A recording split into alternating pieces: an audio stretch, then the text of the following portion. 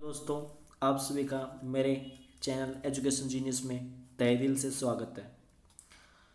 दोस्तों, जैसे कि आपने थंबनेल में देखा, हमारा आज का टॉपिक है यूनाइटेड नेशंस ऑर्गेनाइजेशन, यूएनओ, या फिर जिसको हम सिर्फ यूनाइटेड नेशंस भी बोलते हैं। दोस्तों, ये आज के टाइम पे और अभी रिसेंट और करंट में भी बहुत ही ट्रेंडिंग टॉपिक है और इसकी बहुत ही ज़्यादा चर्चा हो रही है। और दोस्तों, जो चर्चा है वो इंडिया की यूएनसी यानी कि यूनाइटेड नेशन सिक्योरिटी काउंसिल में परमानेंट सीट को लेकर आजकल भी ये टॉपिक थोड़ा ज़्यादा ट्रेंडिंग में चल रहा है। तो दोस्तों, हमें इस ऑर्गेनाइजेशन के बारे में पता होना चाहिए। ये वर्ल्ड लार्जेस्ट ऑर्गेनाइजेशन है। हमें इसके बारे में पता होना चाहिए। ये किसी भी कॉम्पिटिटिव एग्ज़ाम्स में पूछा जा सकता है, either UPSC, railway, police, defence या किसी भी एग्ज़ाम्स में इसके बारे में पूछा जा सकता है। तो आज की वीडियो में हम इसे डिटेल में कवर करेंगे। जैसे कि आपको यहाँ पे शो भी हो रहा है, इसके 3 पार्ट होंगे जिसमें हम इसको कवर करेंगे। जैसे पहले हम पढ़ेंगे what is United Nation and its structure, यानी कि इसका बेसिक। फिर उसके बाद हम थोड़ा सा इसकी हिस्ट्री जानेंगे दोस्तों, कि ये इसके फॉर्मेशन के पीछे की हिस्ट्री क्या है। फिर उसके बाद हम पढ़ेंगे कि अभी इसका करंट स्टेटस क्या है, और इसकी वर्किंग्स भी पढ़ेंगे हम साथ साथ में, इसके ऑर्गन्स के साथ में, इसके प्रिंसिपल जो ऑर्गन्स हैं उनके साथ में। तो चलिए दोस्तों, वीडियो में आगे बढ़ते हैं। वीडियो को पूरा देखना, और उम्मीद करता हूँ जब तक आप वीडियो के अंत में पहुँचोगे आपको यूनाइटेड नेशंस ऑर्गेनाइजेशन काफ़ी अच्छे से समझ में आ चुका होगा। तो चलिए दोस्तों, वीडियो में आगे बढ़ते हैं।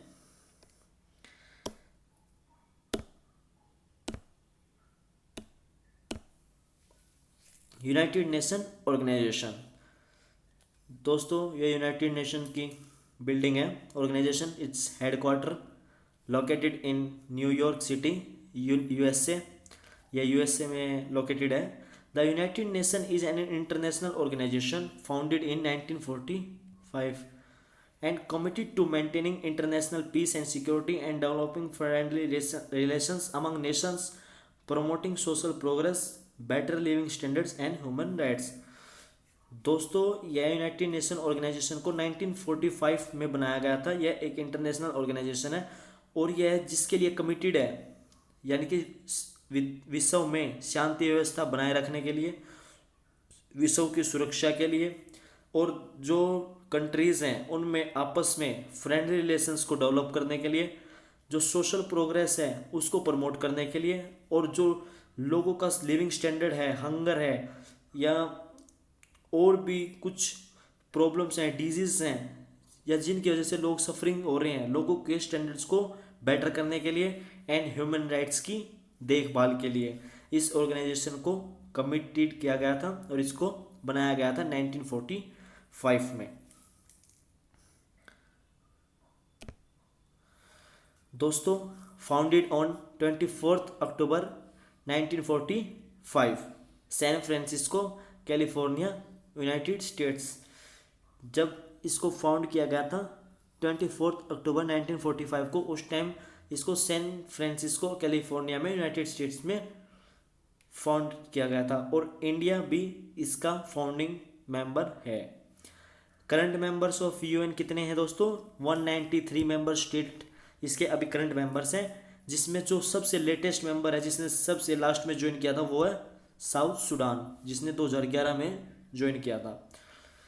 जो इसका हेडक्वार्टर है दोस्तों, वो है mid town Manhattan, New York city, United states में इसका हेडक्वार्टर है। और इंडिया ने यूएन को कब ज्वाइन किया था? ये अपनी जो इंडियन जीके है इसमें बिल्कुल जरूर पूछा जा सकता है दोस्तों, तो इस पर थोड़ा ज़्यादा फोकस करना। इंडिया ने यूएन को ज्वाइन किया था 26 जून 1945 को, मीन्स उस टाइम इसको साइन किया गया था, इसको इंडिया ने रेटिफाई कर दिया था कि हाँ हम इसको ज्वाइन करेंगे, तभी इसका इंडिया फाउंडिंग मेंबर है। दोस्तों, यूएनओ के, यूनाइटेड नेशन के जो सेक्रेटरी जनरल हैं वो एंटोनियो गुटरेस।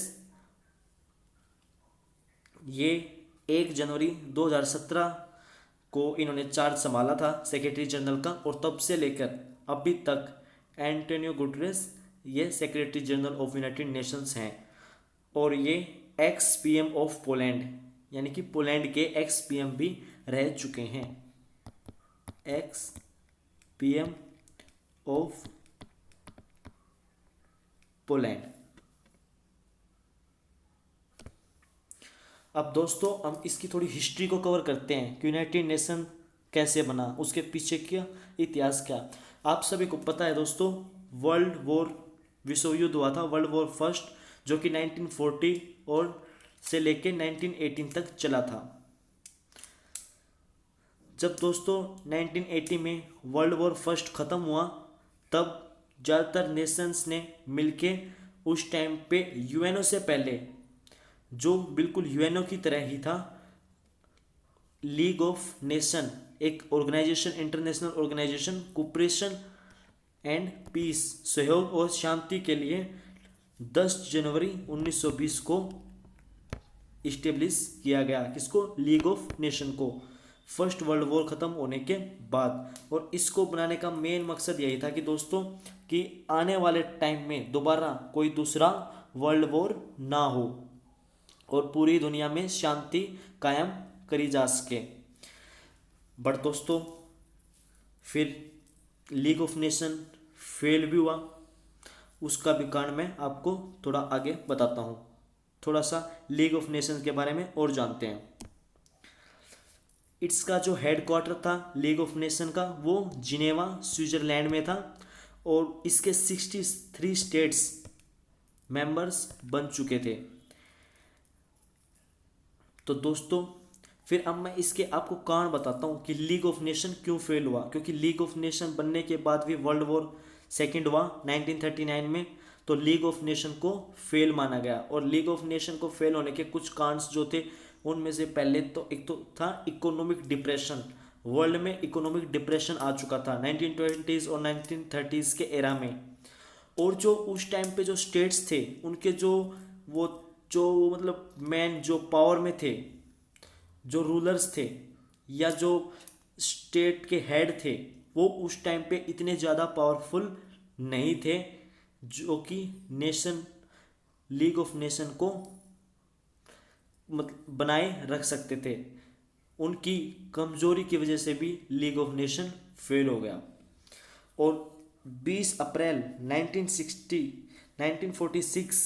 1946 को लीग ऑफ नेशन को ऑफिशियली डिसबैंडेड कर दिया गया, क्योंकि ये अपनी ड्यूटीज़ परफॉर्म करने में फेल हो चुका था। आप यहाँ पे देख पा रहे हो जैसे कि न्यूज़पेपर में, League of Nation dies willing its assets to UN, United Nation. और इसने अपने जो एसेट्स थे और जो पावर थी वो यूनाइटेड नेशन को सौंप दी। अब दोस्तों हम पढ़ेंगे कि यूनाइटेड नेशन के फॉर्मेशन के पीछे की थोड़ी बहुत जो हिस्ट्री है वो क्या है। तो दोस्तों जैसे आपको पता, अभी मैंने बताया कि लीग ऑफ नेशन जो वो फेल हो चुका था अपनी ड्यूटी परफॉर्म करने में। 1939 में सेकेंड वर्ल्ड वॉर की स्टार्टिंग हो चुकी थी, और 1945 में जो जापान में एटम बम गिराया गया था यूएसए के द्वारा, उसके बाद यहाँ पे आके वर्ल्ड वॉर सेकेंड ऑफिशियली ख़त्म हो चुका था। वर्ल्ड वॉर सेकेंड ख़त्म होने के बाद फिर से जो हेड्स ऑफ स्टेट्स थे, उन्होंने सोचा कि दोबारा ऐसा कुछ ना हो और दोबारा वर्ल्ड वॉर ना हो। क्योंकि दोस्तों वर्ल्ड वॉर में लाखों सोल्जर्स शहीद हुए थे, और बहुत सारा इकोनॉमिकली भी कंट्रीज वीक हो गए थे, बहुत सारा मैन पावर भी चला गया था, और बहुत मतलब एनवायरनमेंट पोल्यूशन भी कह सकते हैं, क्योंकि गोला बारूद भी यूज़ हुआ था। तो उसके बाद हेड ऑफ स्टेट्स ने मिलके एक दोबारा से एक स्ट्रॉन्ग इंटरनेशनल ऑर्गेनाइजेशन को फॉर्म करने के लिए दोबारा उन्होंने मीटिंग की, और यूनाइटेड नेशन जो फिर इंटरनेशनल ऑर्गेनाइजेशन 1945 में 51 कंट्रीज़ के जो हेड ऑफ स्टेट्स थे, उन्होंने मिलके इसको यूएन को बनाया, और committed to maintain international peace and security and developing friendly relations among the nations. तो इन सभी कमिटमेंट्स को, इन सभी एम्स को लेके यूएन का फॉर्म किया गया। जिसमें maintain international peace and security and developing friendly relations among the nations. अब दोस्तों यूएन के कुछ प्रिंसिपल ऑर्गन्स हैं जो यूएन को चलाने में बहुत मदद करते हैं, जो यूएन को अपनी ड्यूटी परफॉर्म करने के लिए बहुत ही ज़्यादा मदद करते हैं। यूएन के जो 6 प्रिंसिपल ऑर्गन्स हैं उनमें सबसे पहला जनरल असेंबली, फिर the secretariat, the security council, the international Court of Justice, the economic and social council, the trusteeship council. अब दोस्तों हम इनको डिटेल में पढ़ेंगे और एक एक के बारे में थोड़ा डिटेल में जानेंगे कि इनके क्या वर्क हैं और क्या फंक्शन है और इनका क्या यूज़ है और हेडक्वार्टर कहाँ पे है इनका और ये कहाँ पे सिचुएटेड है। सबसे पहले दोस्तों जनरल असेंबली। ये जनरल असेंबली की फ़ोटो आप देख रहे हो, यहाँ पे prime minister Narendra Modi ji UN में स्पीच दे रहे हैं। जो ये जनरल असेंबली है, जो इसकी बिल्डिंग है और ये हेडक्वार्टर न्यूयॉर्क सिटी यूएसए में ही लोकेटेड है। जो यूएन जनरल असेंबली दोस्तों, इसका मेन मकसद क्या होता है कि पॉलिसी मेकिंग ऑर्गन है ये यूनाइटेड नेशन का पॉलिसी मेकिंग ऑर्गन है। जितनी भी पॉलिसीज होती हैं ज़्यादातर कि इन्वायरमेंट को लेके, क्लाइमेट वगैरह को लेके, या वर्ल्ड में पीस मेंटेन करने के लिए, या पीस कीपिंग फोर्सेस वगैरह, या कुछ वाटर कंजर्वेशन वगैरह के मतलब जितने भी पीस पॉलिसी बनती हैं, economic policies, social policies, environmental policies, वो सारी की सारी जनरल असेंबली में ही बनती हैं। जनरल असेंबली मेनली रिस्पॉन्सिबल है पॉलिसी मेकिंग के लिए। और ये जो comprising all its member, it provide a unique form for multilateral discussion of the full spectrum of international issues covered by UN charter. UN charter में कुछ international issues दिए गए हैं जिन अगर वो इश्यूज रेज होते हैं तो उन इश्यूज से निपटने के लिए, उनको प्रॉब्लम्स को सोल्व करने के लिए ये एक मल्टीलैटरल डिस्कशन के लिए एक यूनिक प्लेटफॉर्म भी प्रोवाइड करता है ऑल इट्स मेंबर।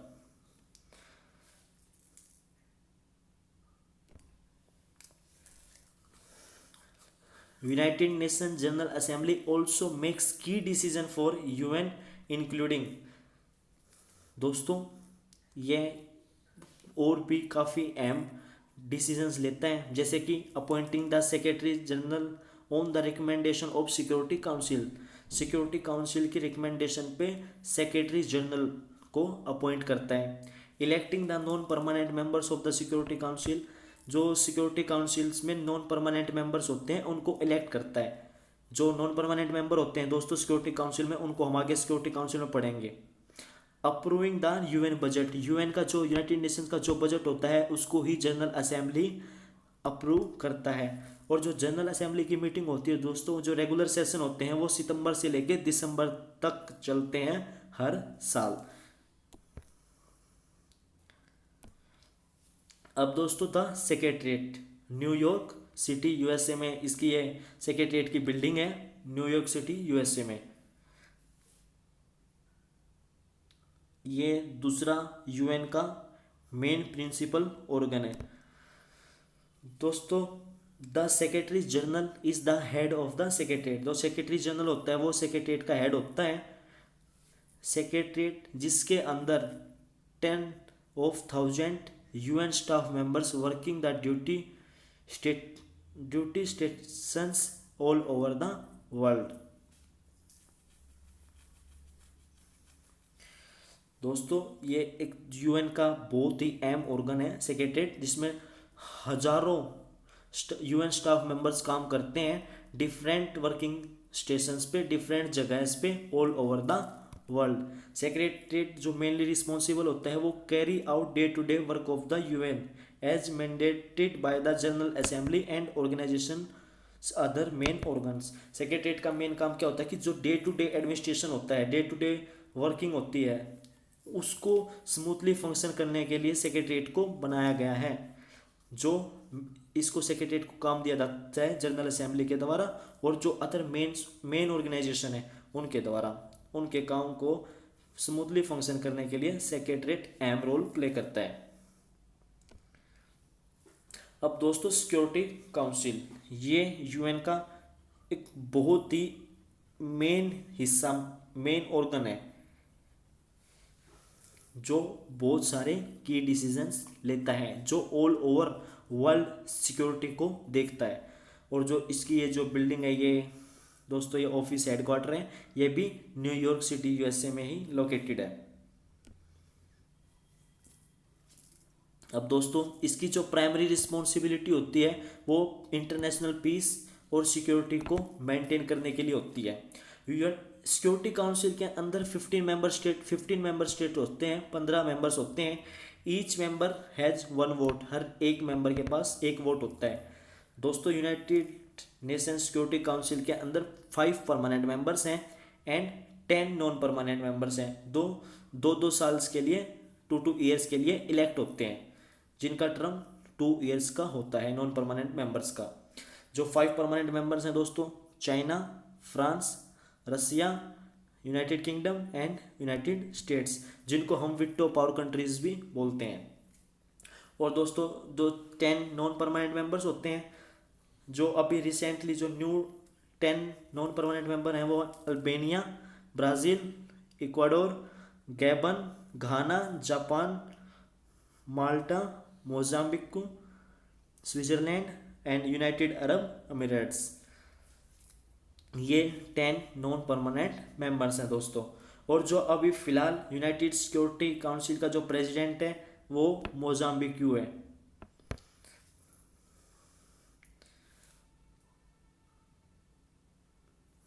जो प्रेसिडेंट होता है यूनाइटेड सिक्योरिटी काउंसिल का, वो हर टाइम मतलब जब उसको कोई सीरियस कंसर्न सिक्योरिटी काउंसिल को लेके या पीस मेंटेन रिलेटेड को लेके या किसी भी इम्पोर्टेंट इशू को लेके मतलब कोई बैठक करनी होती है, तो उसमें जो अभी प्रेसिडेंट की रोल निभा रहा है, चीफ का जो रोल निभा रहा है वो मोजाम्बिक्यू, जिसको अभी यूनाइटेड नेशन सिक्योरिटी काउंसिल की प्रेसिडेंटशिप मिली हुई है। अब दोस्तों जो नॉन काउंसिल मेंबर स्टेट्स होते हैं, यानी कि क्योंकि इसमें 15 मेंबर्स होते हैं, 15 मेंबर्स होते हैं, more than 15 United Nation member state have never been member of Security Council. जो जनरल असेंबली के अंदर 193 मेंबर्स हैं, उनके अंदर उनमें से 50 यूनाइटेड नेशन मेंबर्स ऐसे हैं जो आज तक कभी भी सिक्योरिटी काउंसिल के मेंबर नहीं बने। A state which is a member of United Nations but not of the Security Council may participate without a vote in its discussions when the Council considers that countries' interests are affected. Both members and non-members of the United Nations, if they are parties to the dispute being considered by the Council, may be invited to take part without a vote in the Council discussion. The Council sets the condition for participation by a non-member state. इसमें दोस्तों एक non council member states के लिए condition होती है कि जो non council member states होते हैं वो भी इसकी मीटिंग्स में, इसके डिस्कशंस में हिस्सा ले सकते हैं, बट उनको वोट करने का कोई अधिकार नहीं होता। और वो जब हिस्सा ले सकते हैं जब सिक्योरिटी काउंसिल को ये लगता है कि उन कंट्रीज़ के इंटरेस्ट इफेक्ट हो रहे हैं।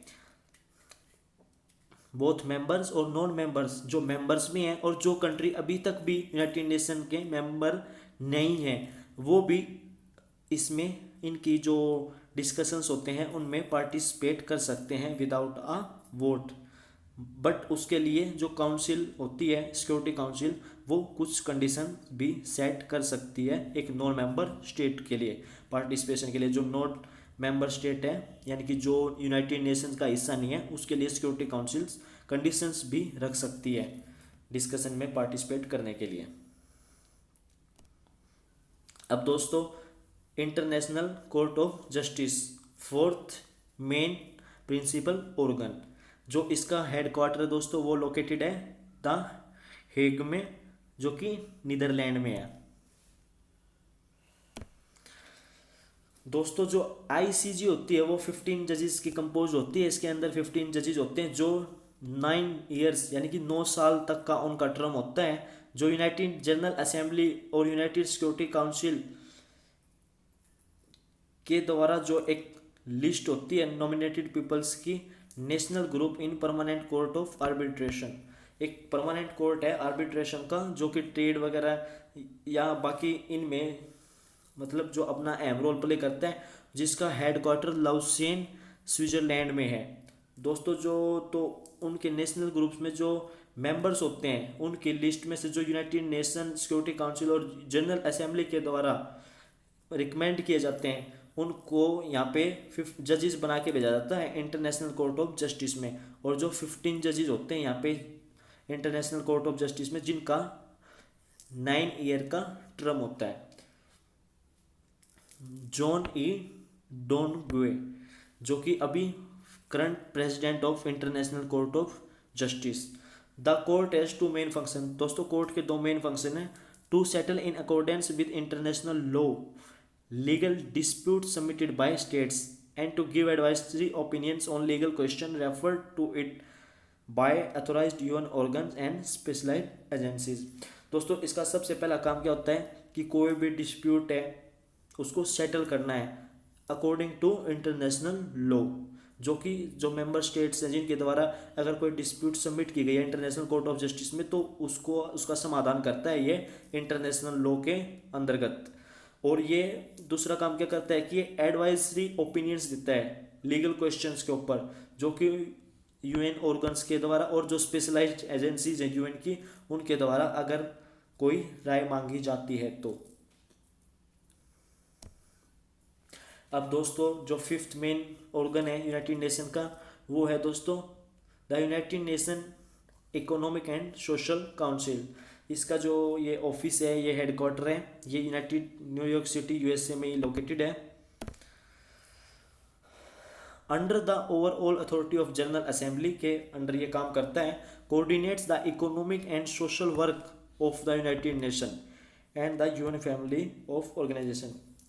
दोस्तों इसका जो मेन काम होता है कि वो ये सोशली और इकोनॉमिकली कोऑर्डिनेट करता है फुल यूनाइटेड नेशन को और इसके मेंबर्स को। इसका मेन काम यही होता है। ये 54 मेंबर्स कंसिस्ट है, इसके अंदर 54 मेंबर्स हैं इलेक्टेड बाय जनरल असेंबली के द्वारा जिनको इलेक्ट किया गया है। जो लचेजारा स्टोवा जो कि अभी प्रेसिडेंट है United nation economic and social council का, ये प्रिंसिपल बॉडी है किसके लिए, कोऑर्डिनेशन के लिए, पॉलिसी रिव्यू के लिए, policy dialogue and recommendation on economic and social environment issues as well as implementation of internationally agreed development goals. इसका जो मेन काम होता है वो कोऑर्डिनेशन करना, पॉलिसीज को रिव्यू करना, पॉलिसीज डायलॉग को देखना, रिकमेंडेशन देना economics and social and environmental issues के ऊपर, as well as implementation of international agreed development goals. जो कुछ इंटरनेशनल एग्रीड डेवलपमेंट गोल्स हैं उनका भी इम्प्लीमेंटेशन करना, जैसे कि हमें ग्लोबल वार्मिंग को कम करना है, ये भी इंटरनेशनल एग्रीड डेवलपमेंट गोल है। इस तरीके से और भी जो इन एग्रीड गोल हैं, डेवलपमेंटल गोल हैं, उनका इम्प्लीमेंटेशन करना। अब दोस्तों जो लास्ट ऑर्गन है ट्रस्टीशिप काउंसिल, ये भी एक बहुत अहम ऑर्गन है यूनाइटेड नेशन का। दोस्तों इसका जो ये ऑफिस है ये भी न्यूयॉर्क यूएसए में लोकेटेड है। जो trusteeship council is made up of 5 permanent members of Security Council. ये ट्रस्टीशिप जो काउंसिल होती है 5 परमानेंट मेंबर्स की बनी होती है। China, France, the Russia Federation and the United Kingdom and the United States. The Trusteeship Council, one of the main organs of the UN, was established to supervise the administration of trust territories as they transit from colonies to sovereign nations। जो ट्रस्टशिप council जो main organ है उसका काम क्या था, उसको किस लिए बनाया गया था, सुपरवाइज करने के लिए एडमिनिस्ट्रेशन ऑफ ट्रस्ट टेरिटरीज, जो कि अभी मतलब जो कि कॉलोनीज से रिलीज होके जिनको मतलब जो कॉलोनीज के अंतर्गत थी उनसे इंडिपेंडेंस पाके जो सोवरेन नेशंस में बदली थी उनको उनके एडमिनिस्ट्रेशन को सुपरवाइज करने के लिए ट्रस्टीशिप काउंसिल को बनाया गया था। इसका जो मेन मकसद था ये इसके लिए इस्टेब्लिश किया गया था। जो काउंसिल फिर इसको सस्पेंड कर दिया गया इसकी एक्टिविटीज़ को 1994 में when plough the last of the original trust territories